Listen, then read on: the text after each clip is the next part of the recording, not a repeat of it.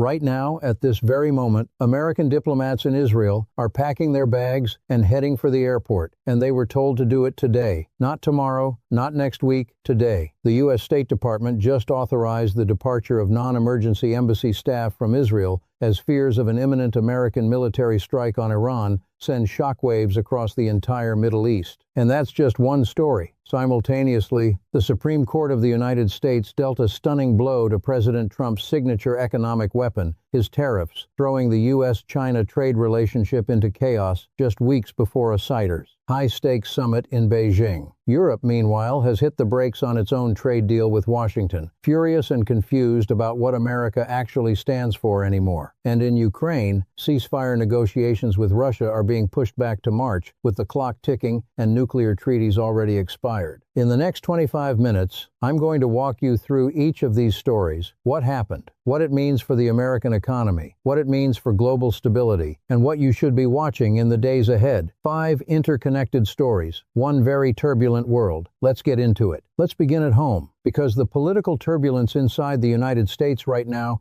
is setting the tone for everything happening internationally. On February 27th, NPR reported one of the more bizarre domestic incidents of the year. The U.S. military used a laser weapon to shoot down a Customs and Border Protection drone. That's right, the American military shot down an American drone over the skies near El Paso, Texas. The FAA subsequently closed additional airspace in the area. Members of Congress confirmed the incident, and the story has sent shockwaves through both the defense and immigration enforcement communities. How exactly this drone ended up in a military-restricted corridor and what the political fallout will be remains, as of this recording, not fully clear. But that story feeds directly into the larger immigration battleground that continues to define domestic policy under the Trump administration. Denver's Mayor Mike Johnston issued an executive order on February 26th banning federal immigration agents from all city-owned property and mandating Denver law enforcement to actively protect protesters. According to Just Security, Johnston also directed local police to stand between federal ICE agents and demonstrators. This is a significant escalation, and it reflects a nationwide trend of Democratic-led cities using executive tools to push back against federal immigration enforcement. Meanwhile, on Capitol Hill, Republican Senator Katie Britt of Alabama is emerging as a surprising bipartisan deal-maker. According to NPR's reporting, Britt has taken a lead role in negotiating changes to immigration enforcement tactics, searching for middle ground between the administration's maximalist approach and the legal challenges piling up in federal courts. On the judicial front, a federal hearing examined whether the Department of Justice had filed charges against Kilmar Abrego Garcia, a man wrongfully deported to El Salvador for political rather than legal reasons. Federal prosecutor Robert McGuire testified under oath that he alone decided to pursue the indictment despite internal emails showing senior DOJ officials closely monitoring and pressing the case. This story touches on some of the deepest concerns about judicial independence under this administration, and analysts say it will be closely watched in the coming week. Economically, these domestic battles carry real costs. The ongoing legal uncertainty around immigration policy is affecting workforce planning in agriculture, construction, and services, 3 sectors already dealing with rising input costs from the tariff disruptions we'll discuss in a moment. According to the Tax Foundation, Trump's tariff regime has already cost the average American household roughly $1,500 in 2026, a figure that becomes harder to absorb when combined with tighter labor markets driven by deportation. Operations. Now to the story that has the entire Middle East holding its breath. This morning, February 27th, the U.S. Department of State formally authorized the departure of non-emergency government personnel and their family members from Mission Israel. Ambassador Mike Huckabee circulated an email to embassy staff that NBC News has reviewed, which read in part, "For those desiring to leave, it's important to make plans to depart sooner rather than later." The message emphasized there was no need to panic, but the urgency was unmistakable. Huckabee told staff to leave, quote, "today." This dramatic move comes just one day after the United States and Iran concluded a 6-hour round of indirect nuclear negotiations in Geneva on February 26. The talks, the third round of such meetings, were described as positive and constructive by both sides, but produced no breakthrough. Iranian Foreign Minister Abbas Araghchi said, according to NBC News, that, quote, good progress was achieved and that the parties had entered a serious review of elements of a potential agreement. Oman's Foreign Minister Badr al-Busaidi, who helped broker the talks, said significant progress had been made and that technical discussions would resume in Vienna the following week. And yet, despite those seemingly optimistic signals, the U.S. immediately evacuated diplomatic personnel from the region. That contradiction tells you everything you need to know about how fragile this moment is. The backdrop is severe. In June of last year, the United States launched what was described as Operation Midnight Hammer targeted strikes on Iran's three primary nuclear enrichment facilities at Fordo, Natanz, and Isfahan. Iran's nuclear program was described by Secretary of State Marco Rubio as having been seriously damaged, but U.S. officials now believe Tehran has been attempting to rebuild those capabilities. Vice President J.D. Vance stated clearly this week, the principle is very simple. Iran cannot have a nuclear weapon. CBS News contributor and former National Security Advisor H.R. McMaster offered a stark assessment on February 27th, warning that the ideological intransigence of Iran's theocratic leadership would, in his view, make a diplomatic resolution extremely unlikely. He predicted that any future military action would need to go beyond the limited strikes of last June. What does this mean economically? Oil markets are jittery. Iran sits at the throat of the Strait of Hormuz, through which roughly 20% of the world's oil flows. Any escalation, a military strike, Iranian retaliation, or a closure of the strait would send energy prices surging globally. For the American economy already battered by tariff disruptions, an oil price shock in the $30 to $40 per barrel range would dramatically increase inflation, squeeze consumer spending, and push the Federal Reserve into an even more difficult position on interest rates. The Ukraine-Russia-United States triangle continues to shift in real time,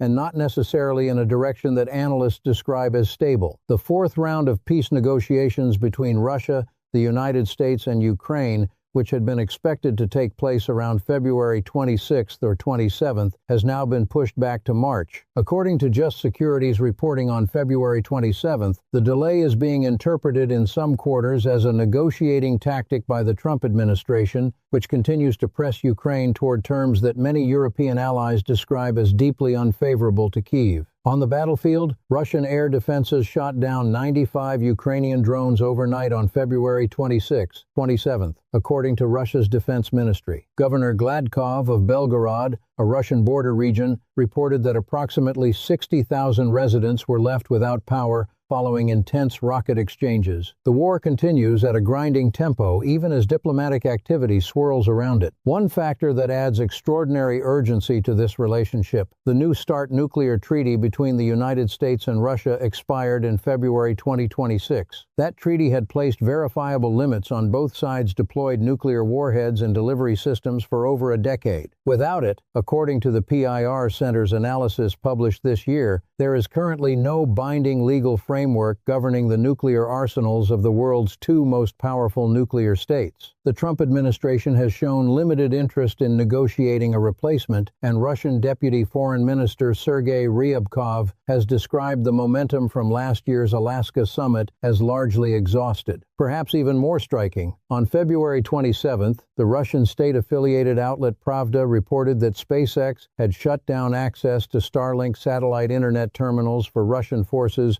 earlier in the month, and Ukrainian reconnaissance units confirmed immediate, measurable effects. Artillery and mortar fire from Russian positions dropped drastically on the day of the shutdown, according to intercepted communications cited by Just Security. Coordination between Russian units had also deteriorated. This development highlights how deeply commercial technology companies are now entangled in military strategy and how one decision by Elon Musk's company affected battlefield dynamics across a theater of war. Economically, the Russia relationship matters in specific ways. As the nuclear architecture between Washington and Moscow dissolves, defense spending pressures on the United States rise. The Trump administration is simultaneously pressing NATO allies to spend more on defense while reducing America's own forward commitments in Europe, a tension that has significant implications for the U.S. defense industrial base and federal budgetary priorities heading into 2027. If Iran represents the most urgent military risk for the United States right now, then China represents the most structurally significant economic challenge. And this week, the balance of leverage between Washington and Beijing shifted in a way that very few people anticipated. On February 20th, the United States Supreme Court, in a 6-3 ruling, struck down Trump's use of the International Emergency Economic Powers Act, known as IEEPA, to impose sweeping tariffs. The court ruled that IEEPA does not authorize the president to unilaterally levy tariffs. Constitutional law professor John O.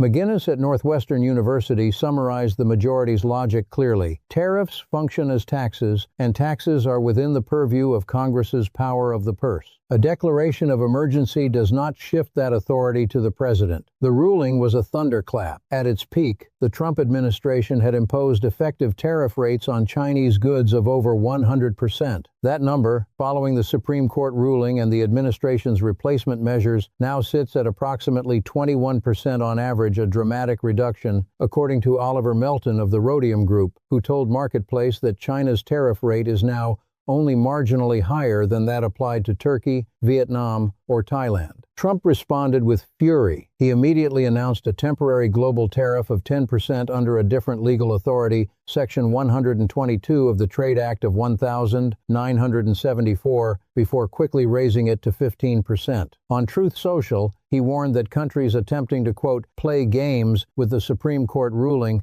could face much higher tariffs. But the legal and institutional damage to his tariff strategy is real. As former U.S. Trade Representative Wendy Cutler noted, Trump has effectively had his wings clipped on his signature economic policy. China, for its part, said it was watching closely and vowed to firmly safeguard Chinese interests. But analysts at CNBC noted that Beijing would likely be cautious about exploiting the moment too aggressively, knowing that Trump retains other legal avenues to restore pressure. The big geopolitical question now is what this means for the planned Trump-Xi summit scheduled for late March and early April in Beijing. Dan Wang of the Eurasia Group told CNBC that the ruling limits Trump's ability to deploy tariffs at will, reduces pressure on Beijing to expand soybean purchases or ease rare earth access, and gives China leverage to push for the removal of the remaining tariffs linked to fentanyl. Scott Kennedy of the Center for Strategic and International Studies cautioned, however, that the ruling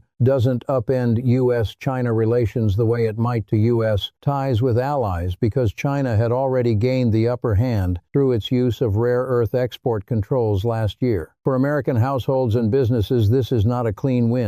Yes, tariff rates have come down, but the legal uncertainty, the refund question for $133.5 billion in tariffs collected under IEEPA, now declared illegal, is creating enormous chaos for importers, customs, attorneys, and supply chain planners. According to the Tax Foundation, the average effective U.S. tariff rate is now 13.7% down from a peak of 27%, but still the highest in decades. Goldman Sachs estimated that as of mid-2025, American consumers and businesses were absorbing the vast majority of tariff costs, with only 9% being passed back to foreign exporters. The bottom line, the Supreme Court gave China leverage. How Beijing uses it in Beijing over the next 5 weeks will define the trajectory of the most consequential bilateral economic relationship in the world. Europe and the United States, for 80 years the bedrock of the Western alliance, are now in the most strained phase of their relationship since at least the 2003 Iraq War, and perhaps ever. The most immediate development came on February 23rd. The European Parliament voted to halt the ratification process for a sweeping trade deal it had negotiated with the United States, the so-called Turnberry Agreement, struck in July 2025 at Trump's golf course in Scotland, under which Europe had committed to $750 billion in U.S. energy purchases and $600 billion in additional investments. The Parliament's International Trade Committee Chair, Bernd Lange, explained the decision bluntly. The U.S. side of the deal is now so uncertain following the Supreme Court tariff ruling